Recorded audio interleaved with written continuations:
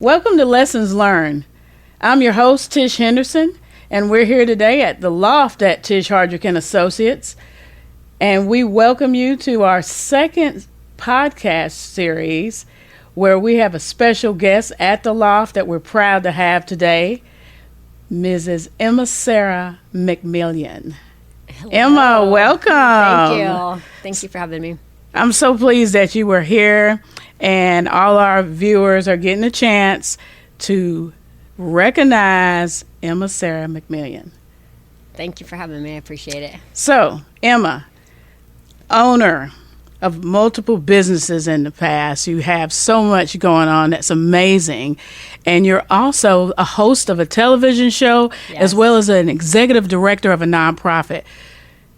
Wearing so many hats and at the same time holding down a family and looking like a family this. of 10. We have a family, 8 kids. Yes, big family. Yes.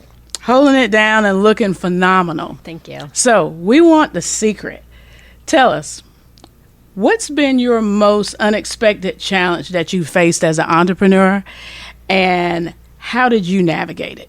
Well, you always read it happening to somebody else. You don't think it's going to happen to you. But during the lockdown, I had just exponential growth. And so we scaled super quick. And it was like, that growth that happens before you are prepared for it. And so it was like a good problem because we grew so quick, but we weren't ready for that quick growth. Mm-hmm. And so we had to slow down things. We had to pull back a little bit. And so that was definitely, it was unexpected. It was a good problem to have. But at the same time, if you can't serve your people well, then you need to step back and then, just do some re-stepping. Create some new systems. I agree. Yep. Speaking of lockdown, how do you stay motivated like that during slow periods or periods of growth issues or uncertainty? How do you keep yourself motivated with your business? Well, the number one thing is I've been studying, high-level entrepreneurs for years. And the number one thing is I always just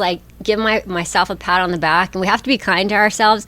And we have to remember that every single person, no matter where they are in entrepreneurship, but especially the ones that are extremely successful, they have all had slow periods. They have all had times where they've tripped up. They've all been there before, and it's really just a part of the process. We have to just keep on moving. And one of my favorite stories that I'm always telling even my kids is that, and they're entrepreneurs in their own right, but Thomas Edison, he failed, I say it this way, he failed over 2,000 times before he got the right design for, the light bulb. And I'm like, was it really failures, or was he, 90 or 699 whatever closer to where you're needing to go? And so I think just realizing that making mistakes is part of the process. Quote unquote failure is really not failure if you're learning forward. So I totally agree. Failure is part of success. Yes, absolutely. And you just look so beautiful and amazing. Thank you. So tell me, what is one habit or routine that you have that's been instrumental in your success in business? So my number one habit is having a positive attitude. And the way we think dictates how our day goes. It dictates how we treat people. It dictates how we treat ourselves. And so the number one habit I have is having a good mindset. I really believe it's a lifestyle habit that a lot of people look over. They're trying to do all the habits of, maybe their lists, maybe their systems or whatever. But it doesn't matter how great your lists are and your systems are if you have a poor attitude every day, or a victim attitude, or an angry attitude. The number one thing that keeps me successful is definitely a positive outlook. That is phenomenal. And attitude determines altitude. That's right. I know you've probably heard that a million times, listeners, but it's so true. Attitude determines altitude. Right. Positive brings positive. Negative brings negative. That's right. So with that being said, can you share a time that you've had in your business where you've had to actually pivot the business strategy, and what lessons did you gain from that? This is actually funny because if there's one thing I don't have a problem doing, it's pivoting. Some people they don't like to create change. They don't like to change, or they don't want to get off track or whatever. But to be honest with you, pivoting has been one of my actually weaknesses, because I actually pivoted way too many times in my entrepreneurship journey when I probably shouldn't have pivoted. So I'm a visionary. I don't I don't shy away from change, but sometimes you actually need to pivot less, especially for my visionaries out there. I just want to remind you that sometimes you don't need to pivot. You just need to stay more consistent, keep your head down, and grow things a little bit longer before you even consider a change. Okay, that's great advice. Absolutely great advice. And we all want to know, all the ladies out there want to know, what is the secret? How, and what type of advice would you give to someone that's struggling to balance their personal life with their business life? And I already know that you are an incredible multitasker. You are balancing your whole entire family with the multiple businesses that you have, and you are doing it flawlessly. Well, I don't know about flawlessly, but I am doing it successfully. And I'll tell you right now is work-life balance is one of those things that people are always talking about. And there's one theory that says it's not really balancing, it's just combining and doing them together. And some people will say work-life balance, this is work, this is not work, and then it gets muddy and you feel a lot of guilt or shame because you're trying to separate things so much. Being that I have a family of 10 and my kids actually work for me, I've learned to make everything very synonymous. We do things together, and I'm working and flowing every single day. I give myself a lot of grace, but the number one thing I want to tell anybody out there, women or men, who are looking for balance in their life, is to step back and ask yourself what's important to you in your life, what's truly important. The number one thing that keeps me on balance is I'll ask myself, what does this really have value? Like, what's the value for me today if I do this right now?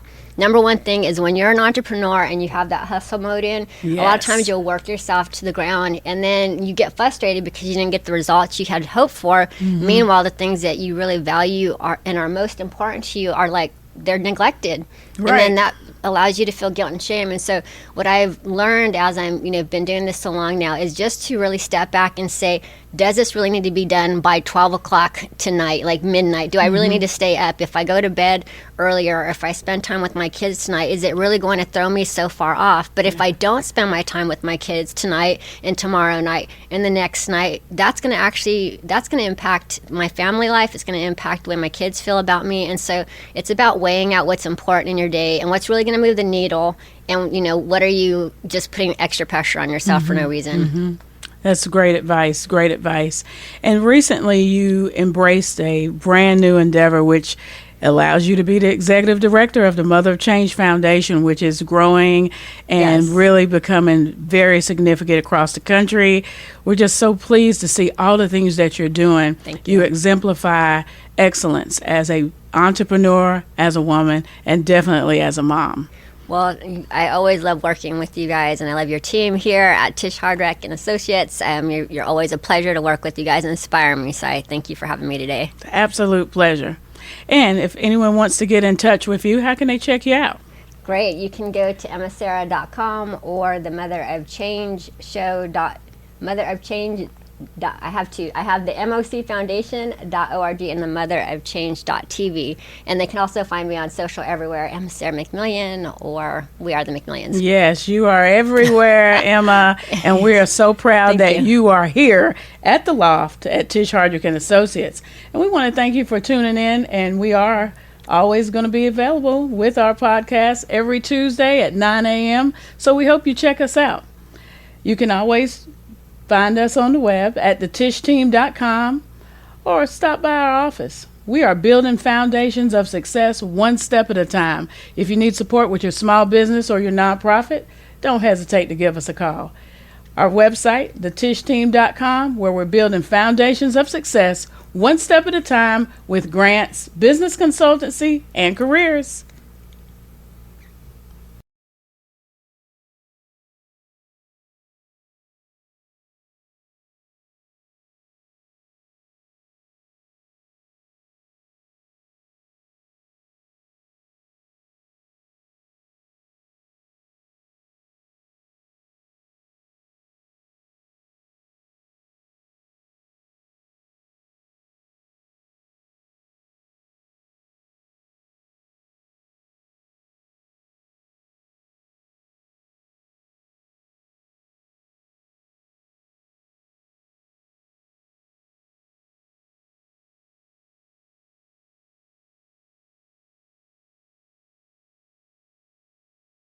too.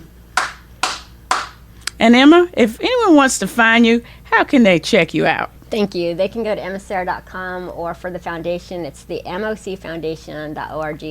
And then, of course, I'm on social everywhere. Everywhere. EmmaSara McMillion everywhere. And then we are the McMillions as well on IG. Fantastic. Emma, we're so glad to have you at the Loft today. Thank you. We know you're everywhere, but you're here right now, and we are thrilled. We're so pleased that you tuned in, and we are online every Tuesday, 9 a.m. You can check us out. Lessons learned at the Loft at Tish, Hardric and Associates. And if your small business or your nonprofit organization is looking for support, we can help in areas of grant support, business consultancy, and career. So check us out on the web at thetishteam.com, where we're building foundations of success one step at a time.